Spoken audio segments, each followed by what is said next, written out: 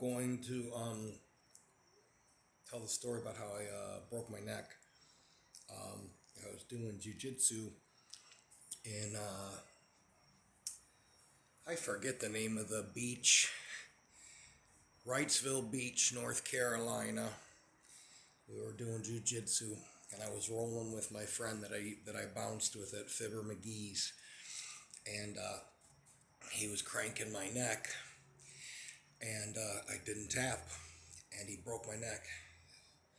He crushed two discs, and I don't know if it was a ruptured one or I don't know, but I heard three distinct poof, poof, poof in my ear. I thought my eardrum ruptured, so I instantly knew that I was hurt.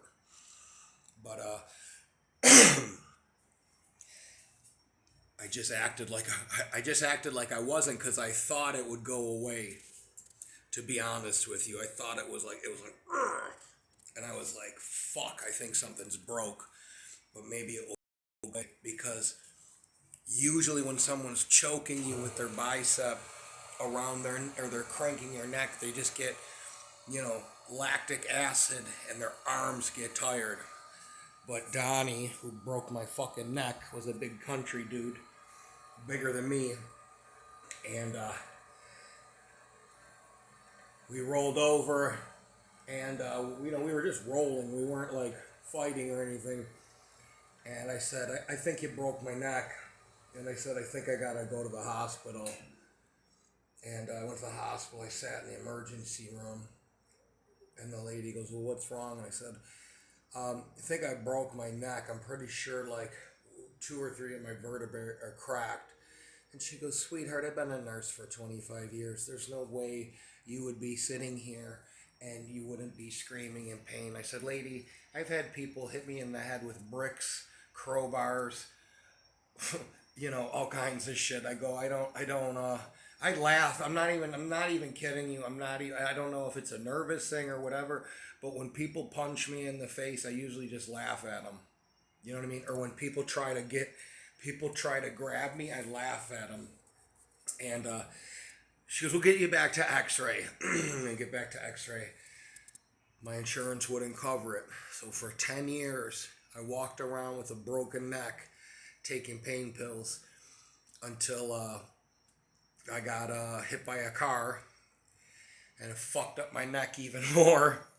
So they put a cage. I got a plate right here, like if you had a bicycle pedal, and you just took it and put it right here, and you took U-bolts, put them in the front. That was the first surgery.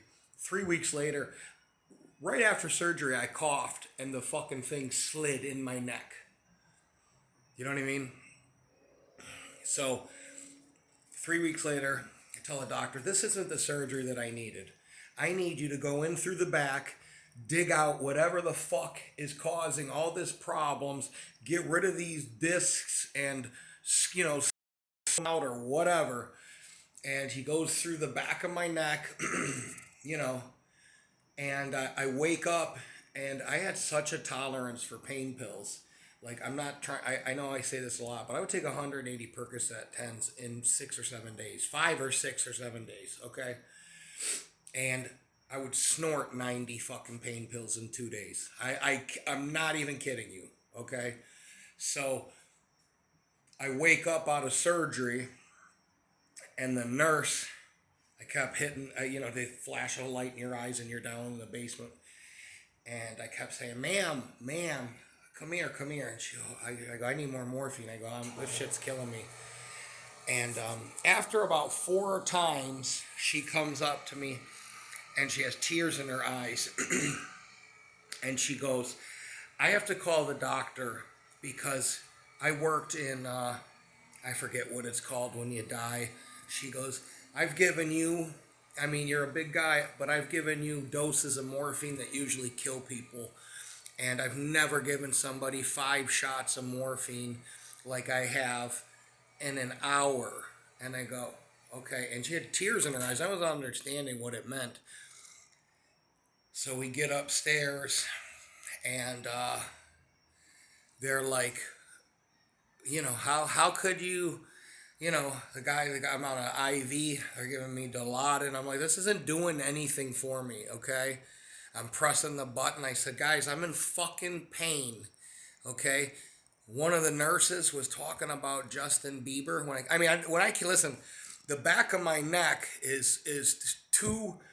I'd have to show you is four or two rods with four, or I think it's four screws and two rods that connect to the bolt. So it's really a cage. A nurse was talking about Justin Bieber, and I said, ma'am, I'm going to tell you this. Get the fuck out of my room right the fuck now, okay? I just got out of surgery, and I'm not hearing your stupid ass talk about Justin Bieber. And when you leave, come back with some fucking fentanyl or something, okay? The doctor came in. He was like, here, this is what I'm going to give you. Bing, bang, boom. And they just knocked me the fuck out. Like I really feel like I was supposed to go home. I thought I was supposed to go home the next day. I don't even remember waking up. And I went home. They gave me my script of all kinds of shit. And I ran a pest control business, and I had no help because my mom's a stupid bitch, and my dad is non-existent, and my family's a bunch of fucking shitheads. So I don't talk to really any of them, And I said, I got a pest control business to run. I was on the roof taking out a fucking yellow jacket's nest for $300 3 days after surgery. And my doctor told me, you need to stay in bed for 3 months. I don't want you lifting more than 8. I remember looking at my doctor and telling him, listen, I'm going back to the gym. I used to look like the fucking Incredible Hulk. I was 310 pounds. And I just told him, and he goes, you can't. He goes, I'm writing you a thing for disability. Okay? He goes, I'm writing you a thing for disability. You don't have to work again. You're fucked. You're going to pain management the rest of your life. And I said, I've never seen anybody on disability live a long time or look good or whatever. I said, I'm fucking losing a bunch of weight. I'm getting off these painkillers. I'm getting my shit together, and I'm getting my life together. And he just looked at me like I was smoking crack, which I did. After I had this surgery, watching a guy get stabbed and slamming somebody on the ground and that had a knife and chipping my.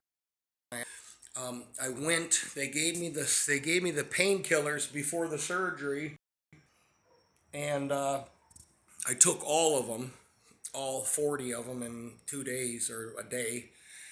And I told them that I took them, and they wrote more. And I had the cab driver take me to Broadway and Fillmore. I bought $40 worth of crack, and I gave him $20, and I smoked it in his cab. And he took me home with my painkillers, and he took me to the pharmacy. And, listen, I lost both of my brothers before I was 40. I was on a mission, okay, to fuck myself up, and I succeeded. And I also knew that with God's help, I was going to get sober. And I did, after 10 years of taking pain pills. So that's why I talk about kratom and THC edibles and shit like that. If enough, and you're serious enough, and you really believe that, and you call on God when there's no one else. And I detoxed off of pain pills in jail. I shit my pants for like 2 weeks. I couldn't even stand up.